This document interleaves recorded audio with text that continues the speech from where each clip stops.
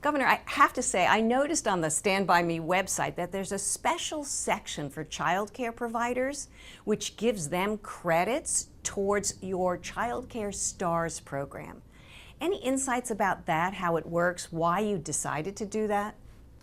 We have so many wonderful child care providers in Delaware, but child care providers have historically not really made a whole lot of money, and there's been incredibly high turnover. And we have what we believe to be a bit of an aligning of the stars here.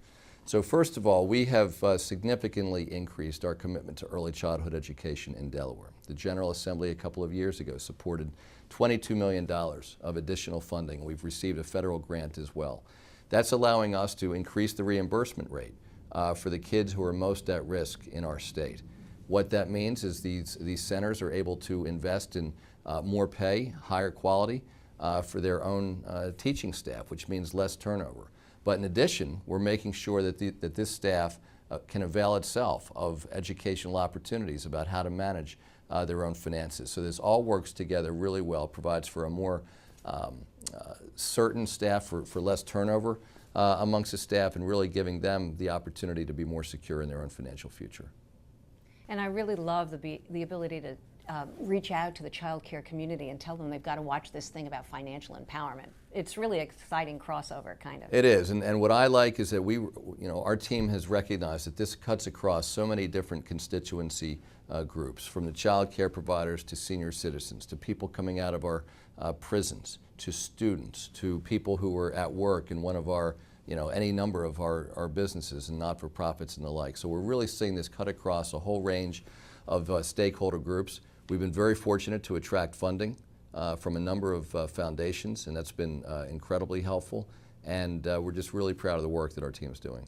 Governor, the hard question, are you seeing results yet from your financial empowerment strategies? I'm really excited by the results. We've helped over 3,500 people in Delaware over the last couple of years, and we are seeing hundreds of Delawareans who are now producing routine budgets. We're seeing hundreds who are doing auto deposits into their savings plan.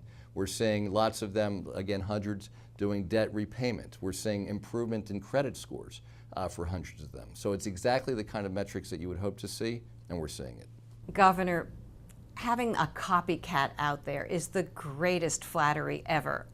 You apparently have generated a lot of copycat states looking after implementing what you've done in Delaware. What do you say to other governors and policymakers about the virtues and the value of pursuing financial empowerment as a top priority?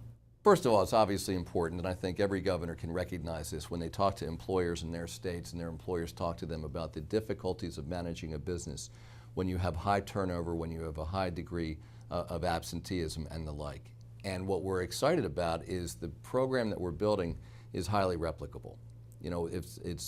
We've had a dedicated team focused on this for a while, but any state can do it. So the fact that other states are looking to Delaware is terrific, but we're the first ones to recognize we don't have a monopoly on good ideas. There are a bunch of cities around the country which are doing some good work. Mayor Bloomberg in New York has just done an incredible job in this area of financial empowerment, and he's actually been supporting cities across the country.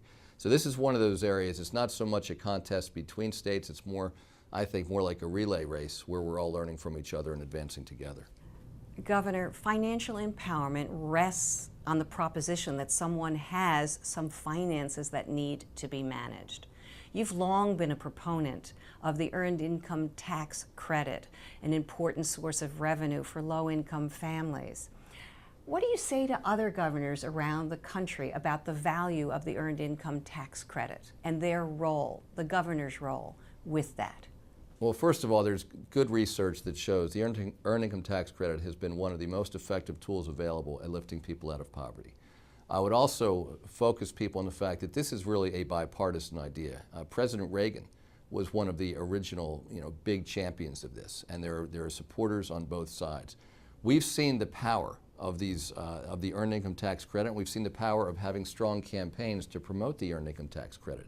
That's really where we got our start around this whole financial literacy, financial empowerment idea. Combine the financial literacy programs like the Money School with these EITC campaigns. To us, the earned income tax credit campaigns that we've been running in Delaware are really a way to open the door, to bring people in. We can help you with your taxes, make sure you file for ITC. But while you're there, we're going to make sure that you know about financial education opportunities, the opportunity to sign up for other programs as well. So we think the EITC is really, really valuable. And if you don't believe that, just meet some of the people who file for it and some of the people who benefit from it. Well, Governor, your answers have been just totally on the mark, but is there something I failed to ask that you'd just like to say? Well, first of all, we appreciate the opportunity to come in and talk to you. To us, there's no single silver bullet to this issue of poverty and helping lift people out of poverty. The number one thing, of course, is let's continue to focus on creating jobs. That's more important than anything else. But that's necessary, but it's insufficient. And I think there's an incredible opportunity here for government to partner with the private sector, with the not-for-profit sector, with the academic sector. We've got some terrific partnerships, both at higher ed and even within our K-12 system. And if we all work together to bring this programming to our constituent groups, I think we can all make progress together. Thank you, Governor Jack Markell, for being with us in the spotlight today. Thank you.